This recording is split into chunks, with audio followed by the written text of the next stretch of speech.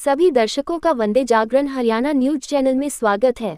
दर्शकों, आप देख रहे हैं वंदे जागरण हरियाणा न्यूज। दर्शकों, आज हम आपको रूबरू करवा रहे हैं केंद्रीय खेल एवं सूचना प्रसारण मंत्री अनुराग ठाकुर से। केंद्रीय खेल एवं सूचना प्रसारण मंत्री अनुराग ठाकुर का फतेहाबाद पहुंचने पर भाजपा पदाधिकारियों एवं कार्यकर्ताओं द्वारा जोरदार स्वागत किया गया। वे आज पूर्व मुख्यमंत्री स्वर्गीय चौधरी ओम प्रकाश चौटाला की शोक सभा से होकर वापस फतेहाबाद पहुंचे थे। प्रेस वार्ता को संबोधित करते हुए केंद्रीय मंत्री ने स्वर्गीय चौधरी ओम प्रकाश चौटाला व पूर्व प्रधानमंत्री मनमोहन सिंह के जीवन पर प्रकाश डाला। स्वर्गीय ओम प्रकाश चौटाला जी लंबे समय तक न केवल हरियाणा की सेवा करते रहे, बल्कि उनका उत्तर क्षेत्र की राजनीति और देश की राजनीति में भी एक प्रभाव था। मैं आज अपनी ओर से, अपनी पार्टी भारतीय जनता पार्टी की ओर से, अपने परिवार और अपने प्रदेश की ओर, हिमाचल प्रदेश की ओर से भी स्वर्गीय ओम प्रकाश चौटाला जी के चरणों में श्रद्धा सुमन अर्पित करने आया हूं। एक बहुत नजदीकी रिश्ता हमारे परिवार का ओम प्रकाश चौटाला जी के साथ है, विशेष तौर पे मेरे पिताजी का। अभी हाल ही में उन्होंने एक लेख भी ओम प्रकाश चौटाला जी को लेकर लिखा है, जिसमें 2-3 उदाहरण मैं आपके बीच में देके उनको एक श्रद्धांजलि देना चाहूंगा। हिमाचल प्रदेश में जब टांडा मेडिकल कॉलेज बना तो उसकी इंस्पेक्शन होनी थी एमसीआई की। तो प्रेम कुमार धूमल जी उस समय हिमाचल के मुख्यमंत्री थे। उन्होंने चौटाला जी को फोन करके कहा कि भाई साहब, हमारे यहाँ सीनियर फैकल्टी की कमी, अगर आपके यहाँ से कोई मिल जाए तो हमारे यहाँ पर इंस्पेक्शन ठीक हो सकती है। शाम के 4:45 बजे थे। चौटाला साहब ने कहा कि 5 बजे ऑर्डर निकल जाएगा और डॉक्टर हिमाचल के लिए भी चल पड़ेगा, कल सुबह पहुंच जाएगा। और वही हुआ। अगले दिन सुबह 5 बजे डॉक्टर उस दिन चल पड़े और अगले दिन सुबह डॉक्टर हिमाचल पहुंच गए और टांडा मेडिकल कॉलेज की इंस्पेक्शन भी अच्छी हुई। आज मेडिकल कॉलेज बढ़िया चल रहा है। दूसरा, एक बार हरियाणा के ट्रांसपोर्ट मिनिस्टर हिमाचल आए तो थोड़ा बसों के रूट को लेकर और अन्य टैक्सीज को लेकर चर्चा चल रही थी। तो उस समय प्रेम कुमार धूमल जी ने चौटाला जी को कहा कि छोटे भाई के ऊपर कृपा करोगे कि नहीं करोगे, कि हिमाचल तो आपका छोटा भाई है। तो उन्होंने कहा हुआ क्या है। तो उन्होंने बताया बसों की बात, परमिट की बात, टैक्सीज की बात। तो उन्होंने कहा ऐसा है, मेरा ट्रांसपोर्ट मिनिस्टर आएंगे, आपके पास चाय पी के वापस आ जाएंगे। और बड़ा दिल चौधरी साहब ने एक बार फिर दिखाया। छोटे राज्य हिमाचल प्रदेश की जीवन रेखा ही बसें हैं। हमारे वहां ट्रेन की तो ना सुविधा है, तो उन्होंने एक बड़ा दिल दिखा के छोटे राज्य को उस समय किया। ऐसे अनेकों उदाहरण हैं जब उन्होंने दिल बड़ा करके, चाहे पंजाब की बात हो, हरियाणा की बात हो, हिमाचल की बात हो, बाकी राज्यों के साथ हरियाणा के हितों का ध्यान रखते हुए बाकियों के साथ भी एक रिश्ता अच्छा निभाया। आज वो हम सबके बीच में नहीं है। मैं इतना ही कहूंगा, हरियाणा ने तो एक अपने धरती पुत्र को खोया है जिसने सेवा वर्षों तक की। पूरे उत्तर क्षेत्र और देश की राजनीति में भी एक नेता को खोया जिसका जनाधार था। जहां तक डॉक्टर मनमोहन सिंह जी की आपने बात कही, डॉक्टर मनमोहन सिंह जी एक बड़े साधारण परिवार से आते थे। मेहनत करके देश के आरबीआई के गवर्नर हो और उससे पहले वित्त मंत्रालय में चीफ इकोनॉमिक एडवाइजर हो, फिर वित्त मंत्री हो या प्रधानमंत्री की भूमिका उन्होंने निभाई। शांत भी थे, सादगी भरा स्वभाव भी था और शेरो शायरी करने का भी एक अलग अंदाज था। मुझे तो 10 साल कम से कम उनके साथ, जब वो प्रधानमंत्री थे तो मैं उनके साथ सांसद भी रहा।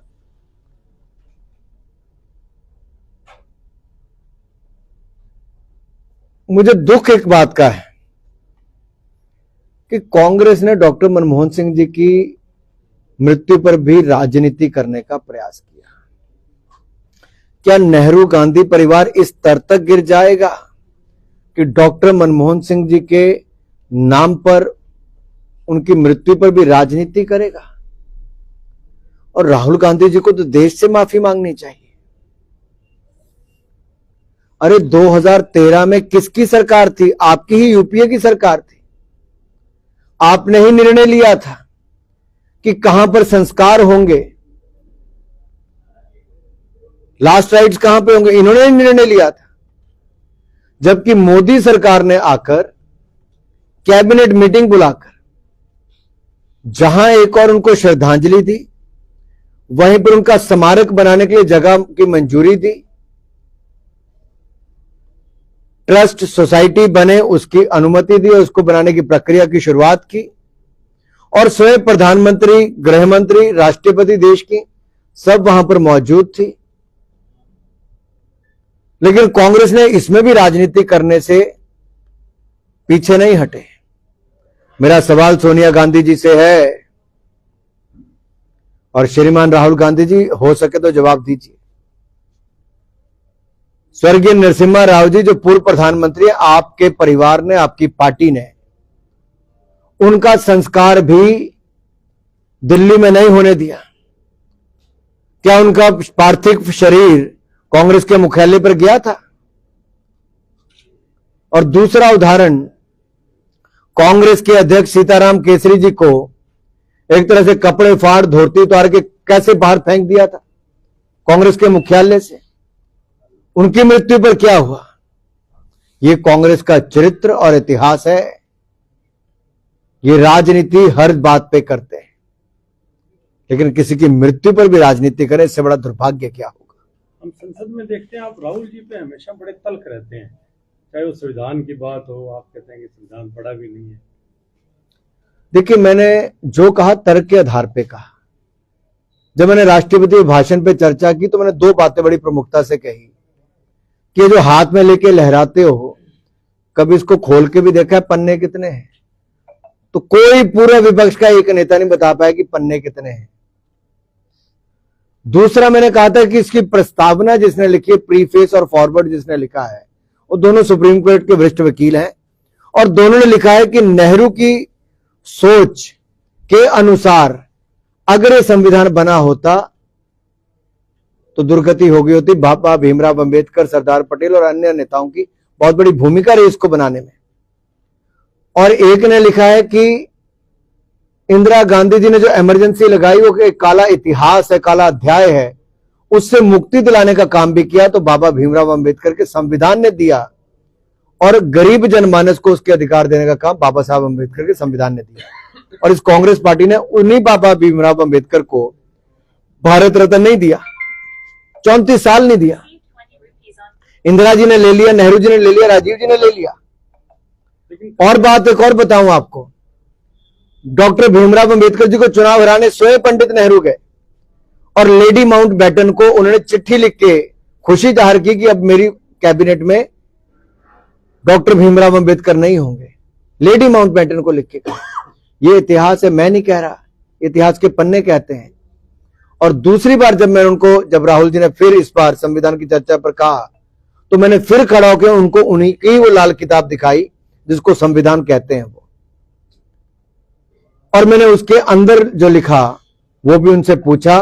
तो पूरी कांग्रेस पार्टी ने तभी संविधान खोल के देखा कि इसके अंदर लिखा क्या है। यह हालत है कांग्रेस की। इस विषय में जो बहस हुई उसमें गृह मंत्री जी के बयान पर कांग्रेस आप पे इल्जाम लगा रही है कि आप बाबा साहब के। देखिए, कांग्रेस का चिट्ठा खुल गया है, कांग्रेस का चेहरा बेनकाब हो गया। कांग्रेस को दर्द इतना हुआ कि कांग्रेस की परतें खोल के रख दी गृह मंत्री जी और बाकी नेताओं ने। भीमराव अंबेडकर जी का अपमान किसने किया? कांग्रेस ने। चुनाव हराने का काम किसने? कांग्रेस ने। भीमराव अंबेडकर जी को भारत रत्न किसने नहीं दिया? कांग्रेस ने। भीमराव अंबेडकर जी के सम्मान में पंचतीर्थ किसने नहीं बनने दिए? कांग्रेस ने। लेकिन जब भाजपा आई तो भाजपा ने क्या किया? भाजपा के समर्थन से भीमराव अंबेडकर जी को भारत रत्न मिला। मोदी जी की सरकार बनी, भाजपा की सरकार, तो पंचतीर्थ हमने बनाए, नागपुर, मऊ, मुंबई, दिल्ली और लंदन में 5 स्थानों पर हजारों करोड़ रुपए खर्च करके बनाए। संविधान दिवस भारतीय जनता पार्टी ने मनाना शुरू किया। और यही नहीं, हमने दिल्ली में international convention centre Ambedkar ji के नाम से चलाया, और तो और वजीफे भी डॉक्टर अंबेडकर के नाम से हमने शुरू करवाए। और कांग्रेस ने सदा अपमान किया।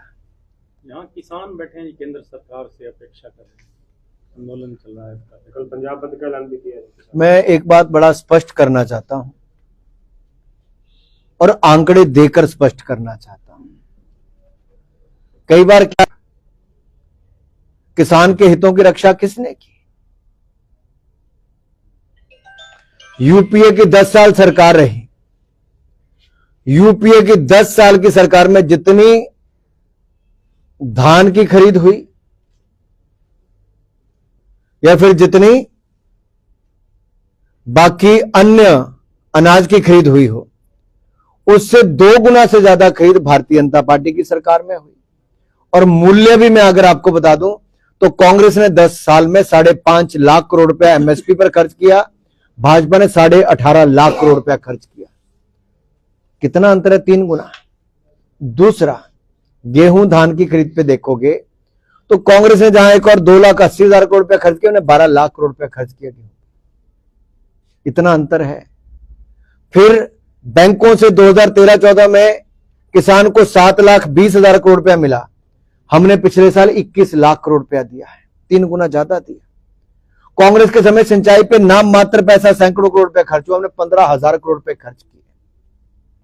कांग्रेस के समय बजट 25,672 करोड़ रुपया था, हमारा बजट 1,28,000 करोड़ रुपया है। 1,28,000 करोड़ रुपया एक साल का, 1 लाख ज्यादा, 1 लाख करोड़ ज्यादा बजट है। और यही नहीं, कांग्रेस ने कर्जा माफी के नाम पे 30-40,000 करोड़ रुपया खर्च किया, जो बड़े बड़े धन्ना सेठ किसानों को कर्जे कुछ के माफ हुए, बाकियों के हुए ही नहीं। हमने 3,60,000 करोड़ रुपया अब तक पीएम किसान सम्मान निधि में किसानों के खातों में डालने का काम किया। ये जो आप जगह जगह ट्यूबवेल देखते हो ना, सोलर पंप लगे हुए कुसुम योजना में, ये भाजपा की देन है। मैं आपको अनेकों उदाहरण गिना सकता हूं जहां किसान के हित में हमने किया। ये कांग्रेसियों ने दुष्प्रचार किया कि एमएसपी खरीद बंद हो जाएगी। मैं आपसे पूछता हूं, सारे मीडिया के लोग बैठे हैं, क्या एमएसपी खरीद बंद हुई? हरियाणा में हमारी सरकार ने तो कई गुना ज्यादा किया, अल्टरनेटिव खेती को प्रमोट किया है। ये तो क्या किसी के इशारे पे आंदोलन चल रहा है, आपको ऐसा लगता है? ये तो आपको समझना है भाई, पूरे देश भर में कहीं नहीं है, पूरे देश में कहीं नहीं है।